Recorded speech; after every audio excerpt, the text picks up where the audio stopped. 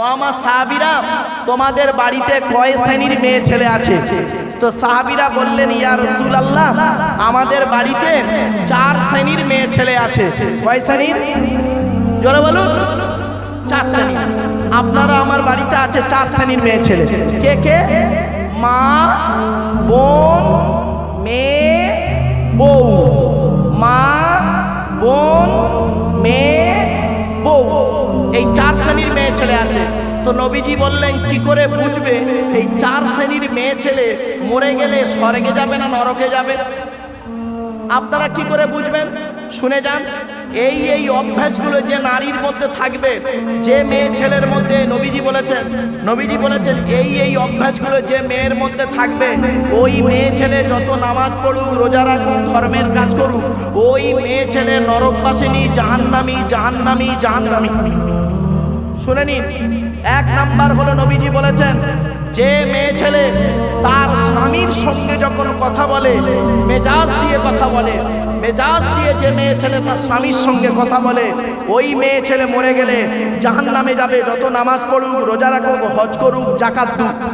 এই অভ্যাস যদি আপনার বাড়িতে যাবেন আজকের আপনারা, আপনার মায়ের মধ্যে যদি এই অভ্যাস থাকে, আপনার মা যদি আপনার বাপের সঙ্গে যদি মেজাজ দিয়ে কথা বলে, আপনি সত্যিকারের যদি মানুষের চামড়া সন্তান হন, মাকে দুটো হাত ধরে বলবেন, মা খবরদার মা, তুমি জাহান্নামটাকে কিনে নিও না, আব্বার সঙ্গে মেজাজ দিয়ে কথা বলো না।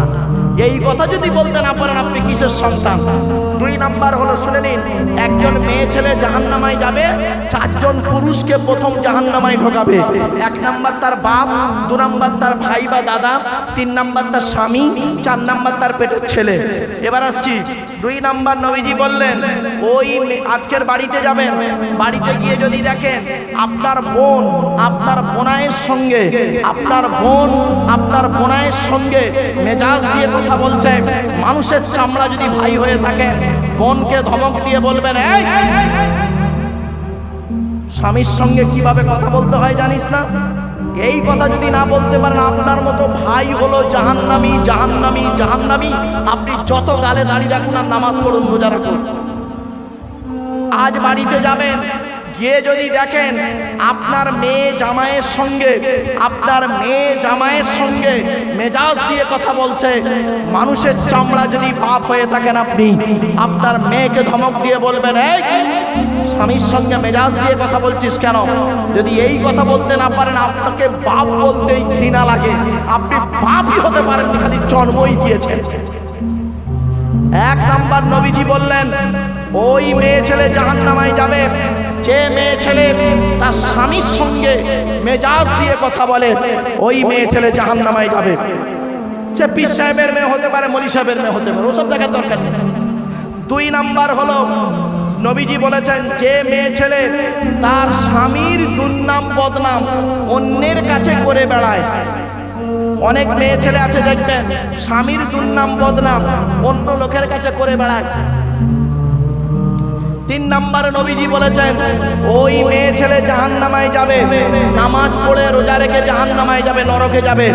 যে মেয়ে ছেলে স্বামী আছে, স্বামী থাকা সত্ত্বেও অন্য পুরুষের সঙ্গে পরকীয়ায় লিপ্ত হয়। অনেক মেয়ে ছেলে আছে, স্বামী থাকা সত্ত্বেও 2 ছেলের বাপের সঙ্গে জেনায় লিপ্ত হয়, স্বামীও বুঝতে পারে না। ও মেয়ে ছেলে জাহান্নামী। 4 নাম্বার নবীজি বলেছেন, ওই মেয়ে ছেলে জাহান্নামে যাবে যে মেয়ে ছেলে স্বামীর পরিবারের সঙ্গে খারাপ আচরণ করে। যে মেয়ে ছেলে স্বামীর পরিবারের সঙ্গে, ওই মেয়ে ছেলে যত নামাজ পড়ুক, রোজা রাখুক, জাহান্নামে যাবে। স্বামীর পরিবারকে, স্বামীর বাপ, স্বামীর মা, স্বামীর ভাই, স্বামীর বোন। অনেক মেয়ে ছেলে আছে দেখবেন, স্বামীকে খুব ভালোবাসে, স্বামীর বাম্মার দেখতে পারে না, স্বামীর ভাই বোনের দেখতে পারে না। জাহান্নামী নারী। আজ বলে গেলাম আপনাদের।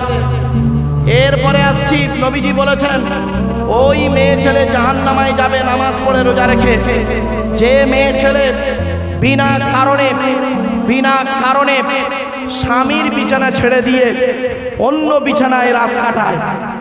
অনেক বুড়ি মেয়ে আছে দেখবেন, স্বামীর বয়স 70 বছর, বুড়ির বয়স 65 বছর। 65 বছরের বুড়িটা 70 বছরেও স্বামীর পাশে আর ঘুমায় না। ও কি করে, ওর নাতিটাকে নিয়ে ছোট ছেলের ঘরে ঘুমায় আর তাহাজ্জুদের নামাজ পড়ে। তো তাহাজ্জুদের নামাজই আল্লাহ কবুল করবে না। কি ভাবছেন ধর্মটা কি? বাড়িতে গিয়ে ভাববেন। ধর্ম মানে এই নয় যে উল্টো পাল্টা জিনিস। আল্লাহ নবী বলেছেন ওই মেয়ে ছেলে জাহান্নামায় যাবে নামাজ পড়ে রোজা রেখে, যে মেয়ে ছেলে বিনা কারণে স্বামীর বিছানা ছেড়ে দিয়ে অন্য বিছানায় রাত কাটাবে। 6 নাম্বার হলো ওই মেয়ে ছেলে জাহান্নামায় যাবে নামাজ পড়ে রোজা রেখে, যে মেয়ে ছেলে তার স্বামীকে বলে আমার মতো মেয়ে বলে তুমি বেঁচে গেলে, অন্য কেউ হলে বুঝতে পারতে, আমার মতো মেয়ে বলে তোমার সংসার করছে, অন্য কেউ হলে চলে যেত। তোমার সঙ্গে বিয়ে হওয়ার আগে আমাকে কত ছেলে দেখতে এসেছিল, আমার মাম্মা ভালো বলে তোমার সঙ্গে বিয়ে দিয়ে জীবন নষ্ট করে দিয়েছে আমার, আমি তোমাকে বিয়ে করে সুখে নেই। ওই মেয়ে ছেলে যত নামাজ পড়ুক রোজা রাখুক জাহান্নামী, জাহান্নামী, জাহান্নামী। শুনে রেখে দিন, জন্ম মৃত্যু বিবাহ সবই আল্লাহর হাত। আপনাদের একটা হাদিস শোনাই, শুনলে চমকে যাবেন। আল্লাহ পাক আপনার আমার আত্মাকে 50,000 বছর আগে আপনার আমার আত্মাকে জিজ্ঞাসা করেছিল। আল্লাহ পাক 50,000 বছর আগে আপনার আমার আত্মাকে জিজ্ঞাসা করেছিল তোর বাপ কে হলে ভালো হয় বলতো। অনেকগুলো পুরুষের মানে দেখিয়েছিল, আমি যাকে সিলেক্ট করেছিলাম সেই হয়েছে আমার বাপ। আল্লাহ বলেছিল আমাকে তোর মা কোনটা হলে ভালো হয় বলতো। অনেকগুলো মেয়েকে আমার সামনে দেখানো হয়েছিল, নবীজি বলছেন অনেকগুলো মেয়েকে দেখানো হয়েছিল, আমি যে মেয়েটাকে সিলেক্ট করেছি সেই মেয়েটাই আমার মা হয়েছে। কিছু বুঝতে পারছো? সুবহানাল্লাহ বলা গেল না? এত মারাত্মক একটা হাদিস শুনলেন। আপনার বাপ যে হয়েছে মনে রাখবেন 50,000 বছর আগে আপনি সিলেক্ট করেছেন। আপনার মা যে হয়েছে মনে রাখবেন 50,000 বছর আগে আপনি আপনার মাকে সিলেক্ট করেছেন। লোকটার বাড়ি তো ডায়মন্ড হারবার আর মেয়েটার বাড়ি হলো ধরুন ক্যানিং। আল্লাহ বলল কোনো কথা শুনতে চাই না, দুজনকে এর মাধ্যমে কি বলে উকিলের মাধ্যমে হোক যে কোনো কারণে দুজনকে এক জায়গায় করে বিয়ে দিয়ে দে। জোরে বলো, তাদের মাধ্যমে আমি পৃথিবীতে এসেছি, আপনিও তাই। মনে রাখবেন খুব মারাত্মক জিনিস। আল্লাহ পাক কোরআনে বলেছেন 5টা জিনিস কারোর বলার ক্ষমতা নেই। সূরা লোকমানের শেষ 5টা আয়াত, ইন্নাল্লাহা ইনদাহু ইলমুস সাআ, কিয়ামত কবে হবে বান্দা কেউ জানে না। ওয়া ইউনাজ্জিলুল গায়স, কোন মেঘে কতটা পানি বর্ষণ হবে কারোর বলার ক্ষমতা নেই। 3 নাম্বার হলো ওয়া ইয়ালামু মা ফিল আরহাম, মায়ের পেটে কি আছে, চোর হবে না ডাকাত হবে, আলেম হবে না হাফেজ হবে, এ বলার ক্ষমতা কারোর নেই। 4 নাম্বার হলো ওমা তাদরি নাফসুম মাযা তাকসিবু গাদা, আগামীকাল তুমি কি খাবার খাবে, কত টাকা উপার্জন করবে, এ বলার ক্ষমতা কারণ নেই। 5 নাম্বার হলো ওমা তাদরি নাফসুম বিআইয়ি আরদিন তামুত, কোন জমিনে কোথায় কি অবস্থায় তোমার মৃত্যু হবে, এ বলার ক্ষমতা কারণ নেই। একমাত্র ইন্নাল্লাহা আলিমুল খবীর, আমি আল্লাহই এ খবর জানি। কি ভাবলেন? আর একটা কথা আপনাদের বলি, চমকে যাবেন। বাবা এখন মহরমের চাঁদ তো নেই, সফরের চাঁদ চলছে তাই তো বাবা? হ্যাঁ বাবা, হ্যাঁ মুসলমানের বাচ্চা কোন চাঁদ চলছে তাও অনেকে জানে না। শুনে নিন, আজ একটা ঘটনা বলে যাচ্ছি, আপনারা চমকে যাবেন। আচ্ছা বাবা, মহরমের চাঁদ যখন উঠেছিল বক্তারা, বেশিরভাগ বক্তা তারা করেছে কি জানেন? খালি একটাই ওয়াজ করেছে খুব বেশি করে। মহরম মাসের 10 তারিখে হোসাইন রাদিয়াল্লাহু তাআলা আনহু কারবালার ময়দানে শহীদ হয়েছে, এই ঘটনাটাকে সুন্দর করে বলেছেন।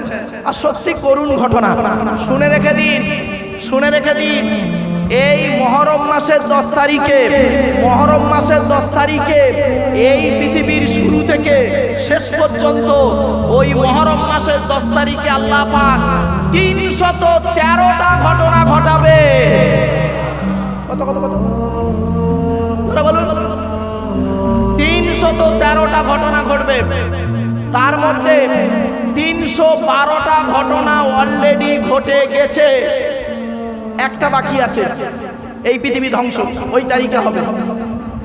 তার মধ্যে 312 নম্বর ঘটনাটা হলো 680 খ্রিস্টাব্দে। আমি তারিখ সাল বলে যাচ্ছি গো বাপ, কবে মরবো জানি না, তবে বাড়ি থেকে ভাববেন 680 খ্রিস্টাব্দে। এটা কত খ্রিস্টাব্দ চলছে? 2025 সাল। আজ তারিখটা কত আছে বাপ? আগস্টের 3 তারিখ। আগস্টের 3 তারিখ আর 2025 সাল। আর ঘটনাটা ঘটেছিল কবে? 680 খ্রিস্টাব্দে মার্চ মাসের 17 তারিখ। জানুয়ারি, ফেব্রুয়ারি, মার্চ মাসের 17 তারিখ 680 খ্রিস্টাব্দের শুক্রবার ছিল। আর মহরম মাসের 10 তারিখ ছিল। কারবালার প্রান্তরে হযরতে হুসাইন রাদিয়াল্লাহু তাআলা আনহু 55 বছর বয়সে, ওনার বয়স তখন কত ছিল? 55 বছর বয়সে 50 জন নিজের পরিবারকে নিয়ে সত্যের পক্ষে, অন্যায়ের বিপক্ষে জীবনটা বিলিয়ে দিয়েছিলেন, শহীদ হয়েছিলেন। এই ঘটনাটা পৃথিবীর সবথেকে দুর্ভাগ্যজনক ঘটনা 100%। কিন্তু এই ঘটনাটা ছিল সারা পৃথিবীর 312 নম্বর ঘটনা। এর আগে, এই ঘটনার আগে পৃথিবীতে 311টা ঘটনা ঘটেছে। 311টা ঘটনা ঘটেছে। 50টা ঘটনাও বক্তারা জনগণকে বলে না, 50টা বলে না। খালি ওই ঘটনাটাই আমাদের ওয়াজ হয়ে যায়। শুনে নিন, আমি কয়েকটা কথা ঝপঝপ করে বলে দিচ্ছি। অসুবিধা হচ্ছে আপনাদের? আর একটু হবে না? বন্ধ করে দেবো? হবে? একবার তাকবীর দেন, নারায়ে তাকবীর, নারায়ে তাকবীর। একবার দরুদ শরীফ, আল্লাহুম্মা। সুগার রোগী তো ভাই না,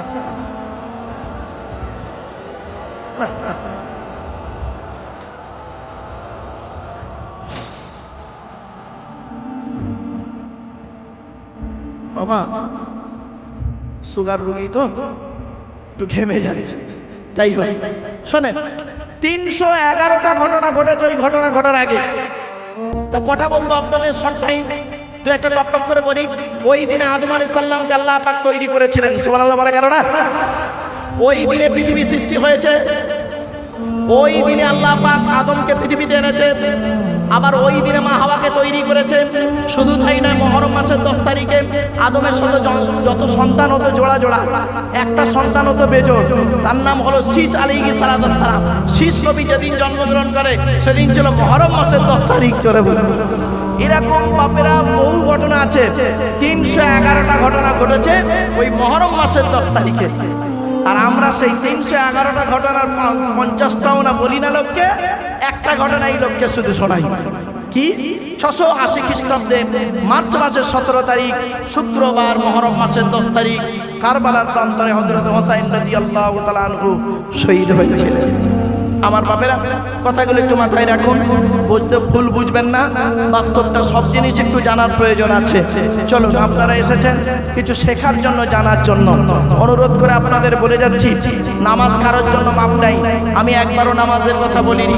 অনেক হয়তো বলে হুজুর একটু নামাজের কথা বলুন। শোনেন বাবা, নামাজ আপনাকে পড়তেই হবে। আপনি কি জানেন ইমানের গুরুত্ব আগে? ঠিক না বেঠিক? তোর ইমানটাই নেই, তোর নামাজ কবুল হবে না। ইমানটা কি? শুনে নেই কি? তাসদিক বিল কালব, ইকরার বিল লিসান, আমাল বিল আরকান, ইউকালু লাহুল ঈমান। মুখে বলা, অন্তরে বিশ্বাস করা, কাজে পরিণত করে দেখিয়ে দেওয়ার নাম হলো ঈমান। এত সহজ ভাবলেন ঈমানটাকে? ঈমানের 70টা ভাগ, 70টা ভাগ আছে ঈমানে। আর নামাজ তো 5 ওয়াক্ত, ফজর, জোহর, আসর, মাগরিব, এশা। 70টা ভাগ আছে ঈমানের। কোরআনে আছে 250 রকমের হারাম। কত কত কত? কোরআনে আছে 250 রকমের হারাম, 250 রকমের হালাল। কটা হারাম হালাল জানেন? খালি সুদ খা, মদ খা, ঘুষ খা, বিয়ের পণ নেওয়া, নারী নির্যাতন করা, জমির আল চুরি করা, হুক মেরে কারেন্ট নেওয়া, তারপরেই শেষ। ছোট্ট একটা উদাহরণ দিচ্ছি, রেগে যাবেন না কেউ, বলে দিচ্ছি। বাবা আমি ক্ষমা চেয়ে নিচ্ছি, কেউ রেগে যাবেন না আমার উপরে। আচ্ছা, আপনাদের এই বোদরা গ্রামে জুম্মা মসজিদ আছে?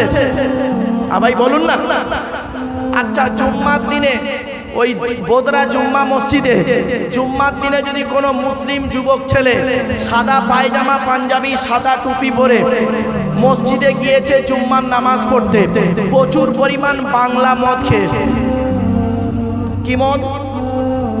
বাংলা মদ খেয়েছে, প্রচুর খেয়ে মসজিদে উঠেছে জুম্মার নামাজ পড়তে।